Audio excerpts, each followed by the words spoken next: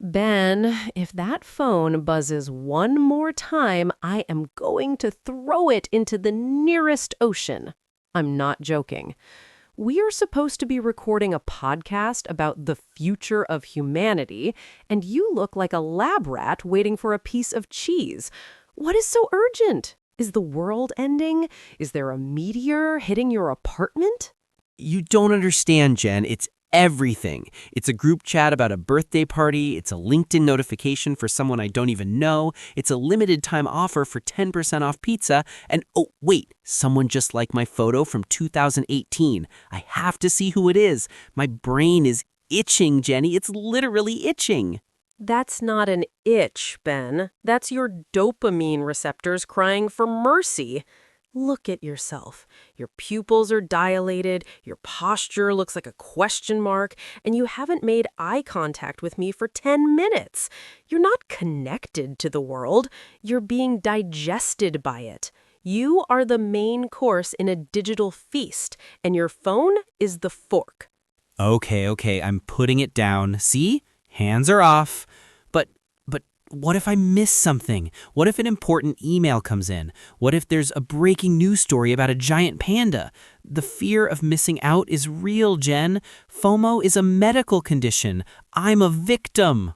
FOMO isn't a medical condition, it's a marketing strategy designed by geniuses in Silicon Valley to turn your attention into money. They spent billions of dollars making sure that red bubble notification feels like a shot of adrenaline. You think you're using an app? No. The app is using you. It's a digital slot machine, and every time you scroll, you're pulling the lever hoping for a win that never actually satisfies you. A slot machine? That's a bit harsh, isn't it?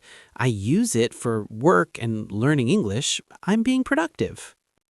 Please, learning English? You spent 40 minutes watching shorts of people making giant cakes that look like shoes. Is that part of your vocabulary building? Yes, the sneaker is actually a chocolate sponge. Come on, Ben. You're suffering from digital brain fog. You can't even focus on a single sentence for more than 5 seconds because your brain is constantly waiting for the next vibration. You've lost the ability to be bored, and without boredom, there is no creativity. You're right. I can't even watch a 2-minute movie trailer without checking my notifications halfway through. I feel twitchy, like my mind is shattered into 1,000 tiny pieces. That's because it is. Your attention is the most valuable thing you own, and you're giving it away for free to companies that don't even know your name. Today, we're doing more than just a digital detox. We're doing a rebellion. We're going to take back your brain, Ben. We're going to find out if there's actually a human being left under all those notifications. A rebellion? I like the sound of that. It sounds heroic. But does the rebellion involve me turning off my Wi-Fi? Because that feels like a very dark path, Jenny. A very dark, lonely path. It's not lonely, Ben. It's called reality. And trust me, it's been waiting for you to come back for a long time. Okay, Jen, I've locked my phone in the drawer. I feel like I've lost a limb, but I'm listening. You mentioned dopamine. I thought dopamine was the happy chemical. Why is my phone using it against me? Because your brain wasn't designed for 2026, Ben. It was designed for the Stone Age. Back then, dopamine was a reward for finding food or a safe place to sleep. It was rare.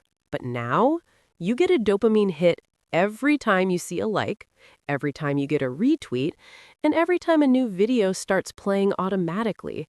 It's infinite novelty. So my brain thinks a like on Instagram is as important as finding a bush full of berries? Precisely. But here's the trick. The reward is never enough. It's like eating salt when you're thirsty. The more you scroll, the thirstier you get. This is why you feel empty after 2 hours on social media. You've had 500 tiny hits of dopamine, but 0 actual satisfaction. You're overstimulated and undernourished. That explains why I feel so tired even when I've done nothing all day. I'm mentally exhausted from the swipe life.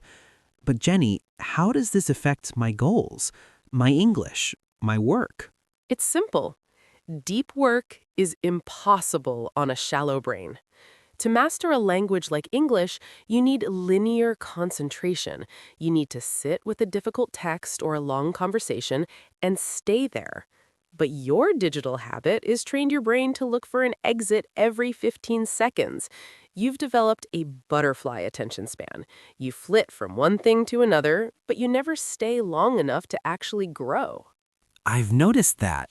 I start an English lesson and 3 minutes in, I just want to check the weather. Then the weather leads to a news article, which leads to a YouTube video about how to grow lemons, and 2 hours later, I've forgotten I was even studying English. I'm a victim of the related videos sidebar. We all are, Ben. These platforms are designed by attention engineers. Their only goal is to keep your eyes on the screen so they can show you more ads. They don't care if you become fluent in English or if you achieve your dreams.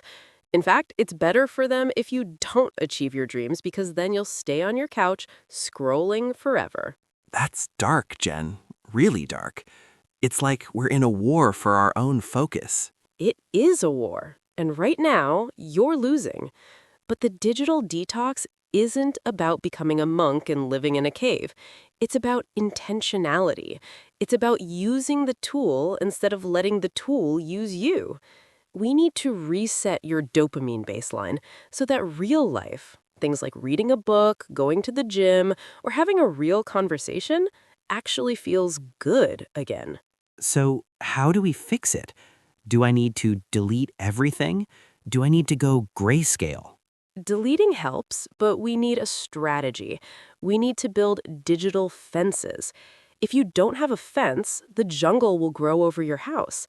We're going to build a fence around your focus, Ben, and it starts with the rules of engagement. Okay, I'm ready. Give me the protocol. Give me the cheat codes to beat the engineers. I want my brain back. I want to be able to read a whole page of a book without wanting to check my pocket. Rule number 1, the morning sanctuary. Your phone does not exist for the first 60 minutes of the day.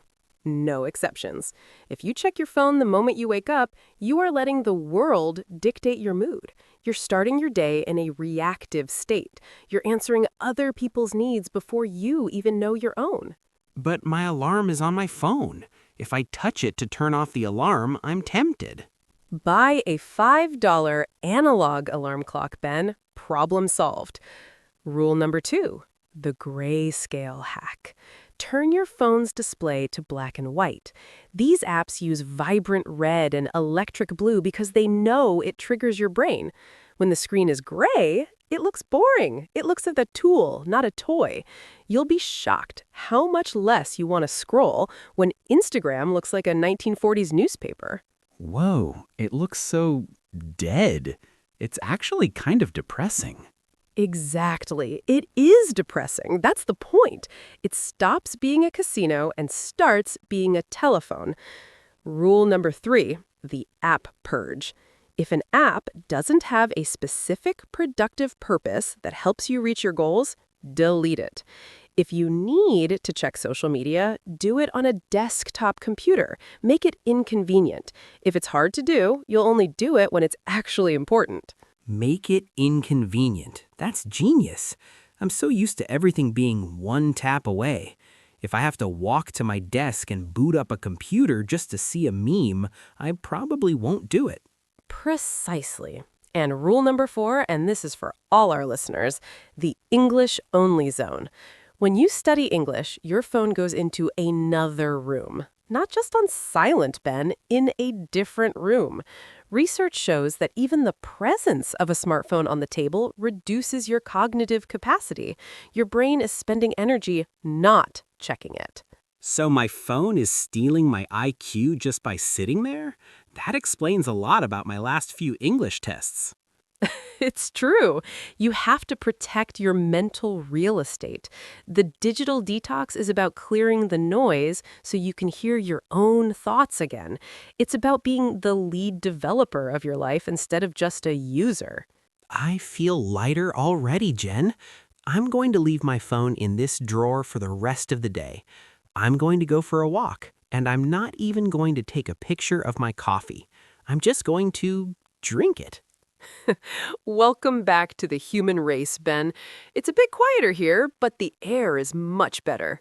To everyone listening, your phone is a tool. Use it to build your life. Don't let it bury you. Take the Digital Rebellion Challenge, guys. Delete one app today, just one, and see how it feels. Stay focused, stay intentional, and we'll see you in the next episode. See ya. If I don't answer your likes, you know why.